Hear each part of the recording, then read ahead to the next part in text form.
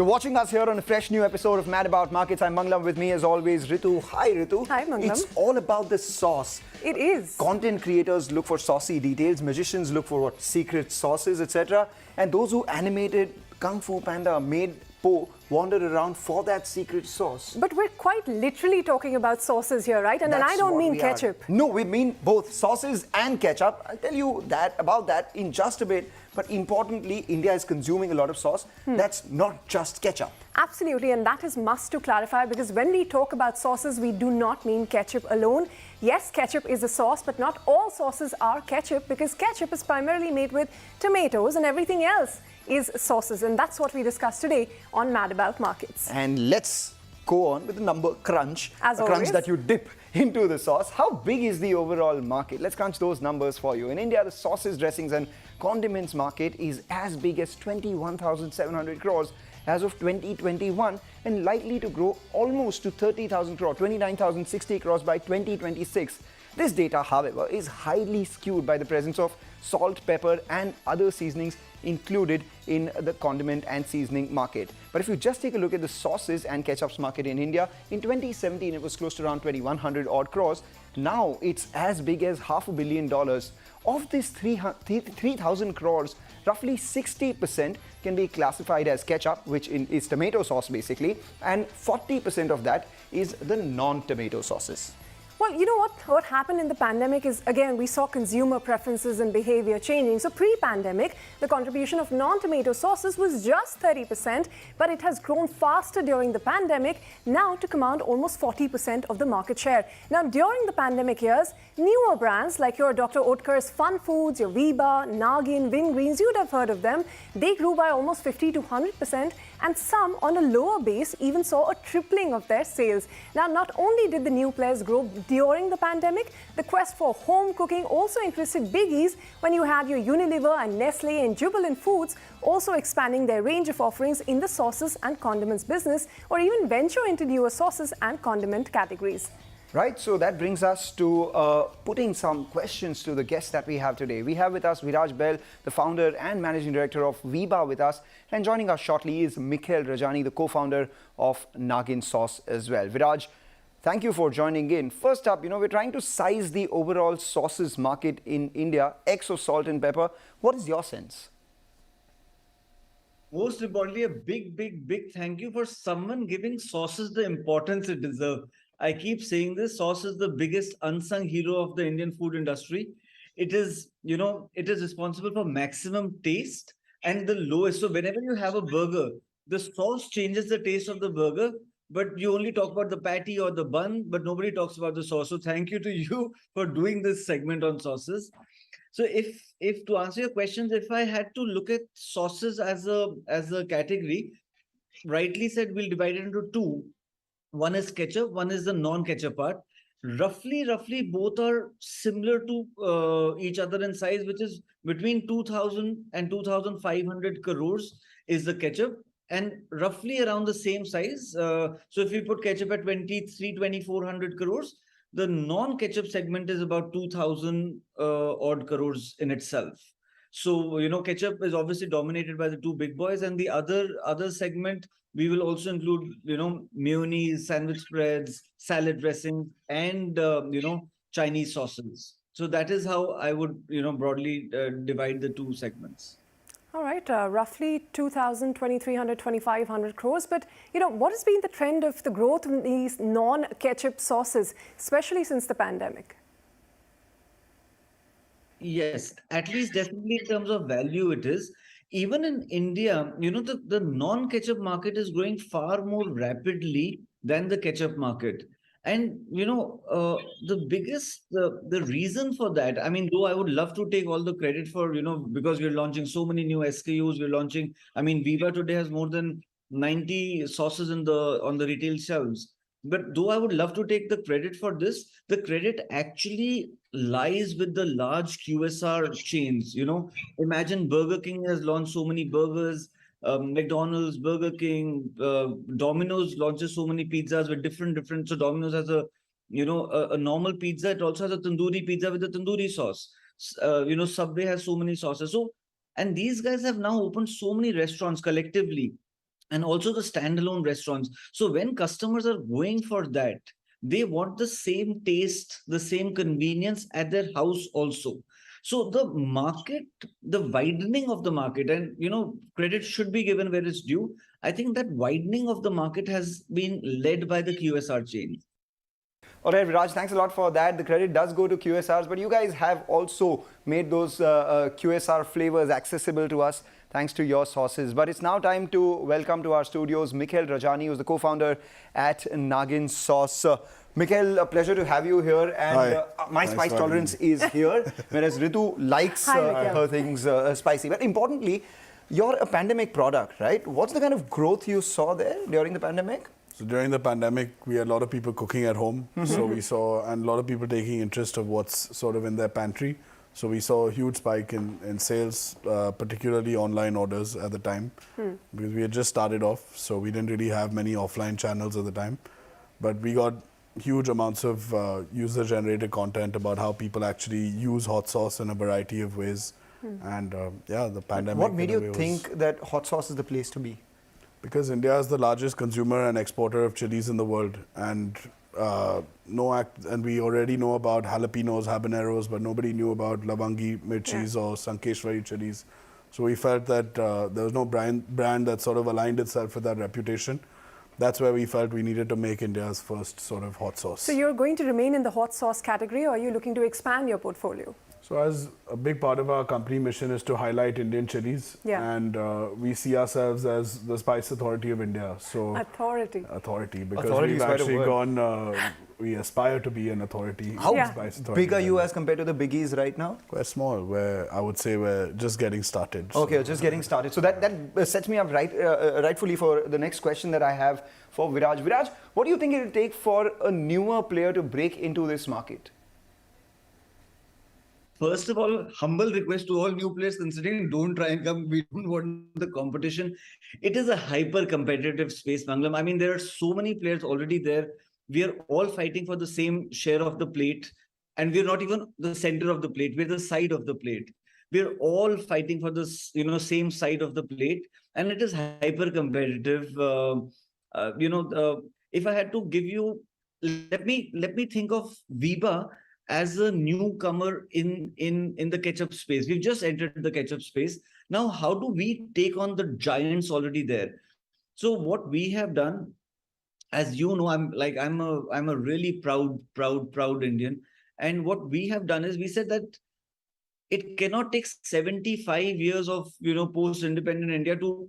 So we were actually the first Indian company to launch preservative-free tomato ketchup in the market. So what we have done is we are saying we will come in via a niche. We'll price ourselves as per market standards, but we are bringing India's first preservative-free tomato ketchup to the market. We've brought in, to the best of my knowledge, India's first sugar-free tomato ketchup also. So anybody who's wanting to come into the sauce space, if they want to compete with us today, they will have to, come via innovation. They'll have to do something which we are not doing, and that's the only way to enter.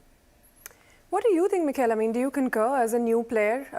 Do you need deep pockets? Do you need online presence? Will you not enter the ketchup category, which is already dominated by two very large players? What is your strategy on this? So I feel there's a lot of scope for original products. I agree with that. And I think there's a lack of original Indian products in the market. So given that we've actually made Indian flavors that are not like any that are there in the West or in the East, and we've designed products actually for the Indian palate itself, that's why we think that gives us the biggest edge over anyone else in the market. Plus, the sauce market is dominated by cornstarch fructose, which is pretty much what most of the sauces are made of. And Indian consumers are getting very savvy and aware about what they're sort of having. As well. And yes, like Naagin sauce is made with all real vegetables, real ingredients. So is India going to be your dominant market, or you think you can market these products outside?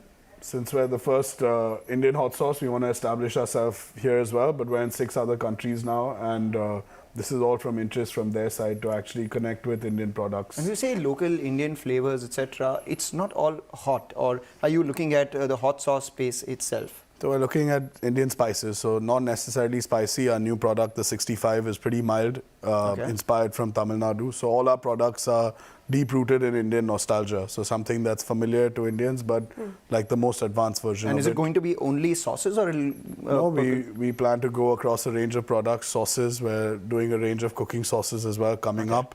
We have condiments. We have a spice mix range, which is out soon, and some more that I can't name right now. Chutneys and pickles. Hot sauce is an advanced version of chutney anyway, so it's we're not that far. You know, let's talk about the ketchup market in India itself. It's dominated by two large players and a very long tail. Between HUL's Kisan and Nestle's Maggi lies almost 90% of the market, and then you have the others, Cremica's, Veebas of the world. The non-tomato ketchup space, that is the sauces space, again has two large dominant players. Veeba and Fun Foods account for almost 80% of the share. We have Wingreens at about 6%, and the others, including Naagin, are at about 13%. But what really stands out over the last few years, Indians have taken to mayonnaise, and how. It's a market that is expanded from just about 300 crores in 2017 all the way up to 600 crores during the pandemic, and as we speak, by the end of 2023 it's likely to be almost 800 to 850, closer to 900 crore sort of market. So that's tripling in just about 5 years, Ritu. But you know, Mangalam, it's not just an India thing. It's actually a trend that is shaping globally as well, because you know, mayonnaise is the largest chunk of the spice and condiment market, with ketchup and other hot sauces occupying the second and the third place, mustard far lower at the fourth place. Now, in India itself, despite the stellar growth rate that we've seen, mayonnaise penetration is just 22%, which implies a serious headroom for growth. In fact, the most penetrated products are ketchup and chili sauce, almost 65%, followed by packet chutneys, 32%, salad dressing, mayonnaise, and dips at about 20%, which implies that there is a massive headroom for growth for all of these. Now, Viraj, let me come to you on that note. You know, what is the growth opportunity you see for sauces in India? And is Veeba looking to penetrate other categories like we were asking Mikhel as well? I think Veeba now, with our distribution might of more than 650 towns, much more than 100,000 outlets where we are available. Today we are not going deeper because we don't have the product range. So tomorrow, hypothetically speaking, if we, let's say, launch a biscuit, our distribution is already reaching to, let's say, in your locality, if there are 10 shops, we are only giving the Southwest Chipotle to three out of those 10 because the other 7 can't carry it.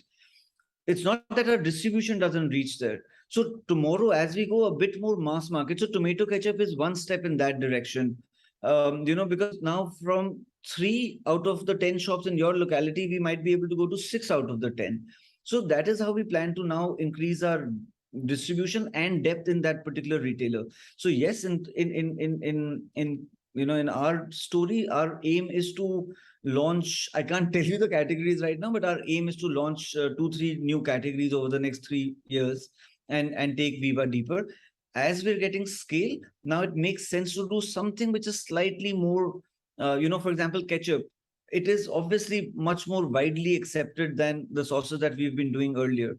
So ketchup is the next step, and then after ketchup, the next category will be slightly bigger than ketchup, and after that, the next category will be slightly bigger than that as well. So that is our plan going forward. You guys are acting, quite elusive. Both Mikhel and Viraj are telling us that they're looking at newer categories which are bigger. Not telling us which ones. Maybe we'll have to wait for them to be at our shelves, etc., or maybe online, etc. But it has definitely whetted our appetite to know what you guys are doing. But at the same time, we have deep-pocketed competitors, Viraj. We saw the way Unilever has launched Hellman's Mayo. We have Maggi expanding the range of their sauces. Do you think these guys could topple the apple cart for you guys? Frankly, am I scared about Unilever and Nestle looking at this category? Obviously, I am. I'd be lying if I'm not. I mean, they are giants. They are someone I am totally impressed with. You grew up listening to stories of the might of Unilever, so obviously it worries me. But will they topple us? I don't think so. I think what will happen is they'll considerably, look at me. I'm talking about being in a couple of 100,000 stores as a big thing. Unilever would laugh at that, right? So when Unilever comes into this space, they will market it. They will, kind of increase the distribution. So I think it will be genuinely, and I'm not saying this to sound cool on CNBC, but it will be genuinely good for the market if some of these big boys come. And I hope that they spend some of that big boy money on these categories, because our marketing campaigns, though we're on TV, though we've done a lot of marketing, but they will never be able to match a Nestle or a Unilever. So I welcome them. I mean, Marico has recently come into the segment. Unilever, as you said, has come into this segment. If I did not know about Nestle, but even if Nestle is coming, I think it's great for the segment. And I think, I mean, I welcome them. And frankly, I'll probably will learn from them a bit, and as they say, see you at the movies. So see you in the retail market. It's going to be fun. Mikhel, I heard you saying you can topple some of the players in the market, huh? No, not that. I said we're not afraid of anyone coming. And we, as a smaller company, we're nimble. We can do much more things that larger corporations can't do. And still, what is the end game? How do you achieve scale and size as a newer player in the market when you're competing with these deep-pocketed, large, established players with their network, with their chains? Do you think the larger end goal, is it for companies like you to be acquired to achieve that scale, or look at other opportunities? Not necessarily. I feel we get to take advantage of the internet and its exponential growth today that legacy companies can't do that because of their distribution network that already exists, and they can't discount below a certain price. But what they can do actually is look at your brand as a proof of concept, proof of success, and use their look that and use their distribution might to scale it. They could, but it's hard to create original good products. But it's easier to buy with their deep pockets. If we were selling. If you were selling. Okay, so you're not here to sell. We're not here to sell. We're here to build a big brand and to be India's largest and probably one of the world's largest hot sauce brands. Well, so more power to you. Sales channel, again, are you focused heavily on online, or do you think we'll see a good mix between physical and online presence? So we've stayed away from unorganized offline, but there's a huge growth in organized retail offline. So as modern trade grows, we're seeing massive growth in modern trade.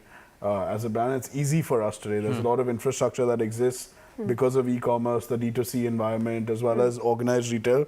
So things that didn't exist for a lot of companies, 10, 20 years ago. So through a pandemic, we're already in hundreds of stores, various geographies across the country. It's difficult to do that being just a food and grocery sort of player, primarily because the gross margins are not as high as beauty and personal care.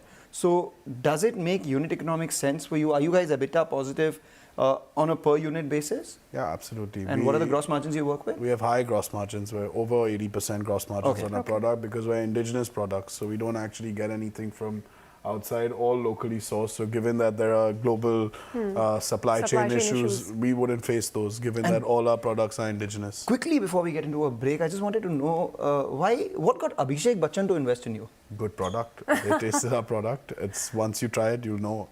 There are a lot of people, not just him, who wanted to sort of get involved with the product after tasting it. So he liked what we were doing. We're India first company making original products out of India. What does he bring apart from the money? A lot. He's one of the largest Bollywood celebrities in the country. He's big into sports. We've always marketed Naagin sauce as a product for people of passion. And because of his kabaddi teams and his football teams, he's a true advocate of that. And the family seems to be a fan of Naagin sauces, huh? Yes, we're quite blessed that was the case as well. All right. On that note, we actually have to take a very short break, but don't go anywhere because up next, we're going to talk about the millennial opportunity that lies ahead for the sauce and ketchup industry. We also focus on the yays and the mays, and more importantly, the bigger question, is it time for the... Welcome back. You're watching Mad About Markets, and today we're talking about the opportunity in the sauces and condiment space, more specifically sauces and not ketchup alone, because ketchup, that seems like a product for the older generation, right? So the penetration for ketchup as per Mintel is the highest for those that are between the age of 45 to 54 years old. It is the young who we focus on here at Mad About Markets who are having other sauces and not just ketchup. It is also a space which has seen sporadic but significant deal activity in the last few years. So in December of 2008, you had Dr. Oetker buying Fun Foods for 110 crores. Now you cut to June 2016 and you had Cremica raising 101 crores from Rabo Equity Advisors. 3 years later, in October of 2019, you had Veeba raising $14 million in Series D funding funding from DSG Consumer Partners, and post-pandemic in November 2021, you saw Wingreens raising 124 crores from Investcorp, and the most recent deal, that was in August of this year itself, where Naagin raised about $1 million from Abhishek Bachchan, HNIs, and other investors. Since we have Naagin here, how easy or hard has it become to raise money from investors for the industry, especially given the macroeconomic environment that we are in, where money is not really easy or cheap anymore? So it's a good time to be a founder, I would say. There's a lot of dry powder with VCs lying there right now to build businesses.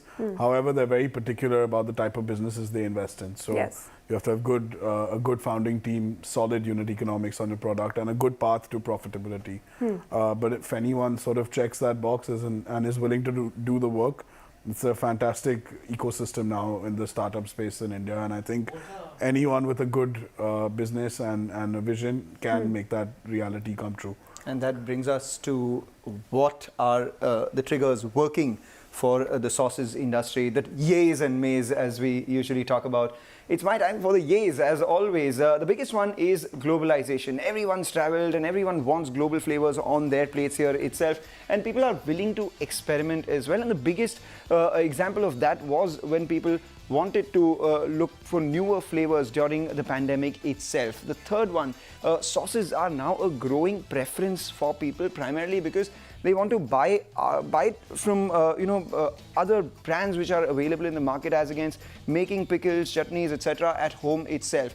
Availability via D2C and modern trade channels have been a big driver for growth as well. You can get whatever sauce you want at the click of a button on your phone itself. And new local niches. Me sitting here in Mumbai can get access to Ujjalokia sauce from the northeast of the country, thanks to players like Naagin and others who are there in the markets, which are making people aware of newer local niches, and they are catering to those niches. So there are a fair amount of triggers for growth, Ritu. There are, but let me flip the tables, all right? Because this is a very competitive industry. You know, you have newer players entering by the day, and like he said, there is dry powder for those with good business sense. So that is a competitive space. The need for distribution beyond D2C. A lot of new players, especially that came up during the pandemic, have utilized the D2C channel. But then to achieve scale, you have to look beyond as well. The lack of scale in niches, because every few kilometers in India, the taste and preferences change in-house. So that is another challenge for them to contend with. Then consumers also prefer local brands because this remains a highly unorganized market. You still go to your Kirana stores or your mother's making your pickles. You don't really necessarily always buy them outside. And then, of course, you have the health factor, which is influencing sauce purchases. I, for instance, would not want to, buy mayonnaise. Maybe I'd use newer dips and hung curds. So all of these are challenges that companies have to contend with. And that brings us to the bigger question then. Is it time for other sauces to catch up with ketchup? Viraj, go ahead. Other sauces have to catch up with ketchup. I think mayonnaise will be the first product to catch up with ketchup. And also, in terms of value, you have to understand it will catch up with ketchup in value much before volume. Mayonnaise is much more expensive than ketchup, so it will, it'll get to ketchup before in value before it gets to ketchup in volume. And then I think the other trend that we're seeing rapidly is chili sauces. Chili sauces, our stable of chili sauces. Bhoot Chulakia chili sauce, Sriracha, Piri Piri. That is the next big category that we're seeing out of nowhere, Mangalam. I mean, frankly, 2.5 years back, it was a non-category. Only the typical Chinese green chili and red chili sauce were categories. But now, chili sauce itself has become a humongous category. So I would say that is the next category to, it'll catch up with ketchup after mayonnaise. So the two big categories for me to look out for in the sauce space is mayonnaise and the chili sauces. All right, so ketchup and chili sauces, those seem to be the dominant categories, but given the opportunities and the challenges we spoke about, what do you see as the growth potential? Can sauces actually catch up to the ketchup market in India? I think it can, given that people are very aware about the ingredients they eat now. So ketchup, as I said, was cornstarch fructose, and people are moving away from that in general. And also given that there are several industries that are growing parallel to hot sauce. So you look at craft beer, for example, which is also sort of blooming in a big way in India. beer and hot sauce are a marriage sort of made in heaven, Yeah. and also ready-to-eat food, which is like, especially you see the rise of ready-to-eat idli and dosa, Yeah. but it's hard to make a chutney at home, Yes. but it's easy to have it with a really good hot sauce. But So- you know, the question I think he's is, given us a hint about what he's coming up Chutneys. with next, right? No, I or wish. beer. I don't know. Anyway, but you know, he said that he's seeing, Viraj said that he's seeing a massive trend in the growth of chili as well as mayonnaise. Can we expect a Naagin flavored mayonnaise come by? Yeah, absolutely. We've And- been working. People already are pairing our products with mayonnaise very well because it sort of tempers the heat. So yeah, absolutely. But are you getting like co-branding opportunities, Yes. etc.? Yes, we've co-branded with a cheese company. There's a Naagin flavored vegan cheese in the market. We've co-branded with a company called Wonder Foods recently, which makes a toom, which is Naagin. It's called toom, yeah. Okay. Middle Eastern dip, which we've sort of lended our flavor to, and many more in the pipeline that we're sort of working on. So how big can you be? It can be huge. There's no The sky's the size limit of the because ketchup industry? that's about 1,800 crores in India, give or take. Give or take about 2,000. And sauces could, in the next 5 years, say? I would say we could be halfway there. Mikhel, thank you so much for joining in and giving us a sneak peek into what you're going to do. pleasure. But importantly, you know, whetting our appetite for some chips and dip right away with the hot Naagin sauce that you're talking Dip into about. some hot sauce. All right right, now. let's do that. On that note, we So wrap we'll up. catch a break, but we'll see you next time, same time.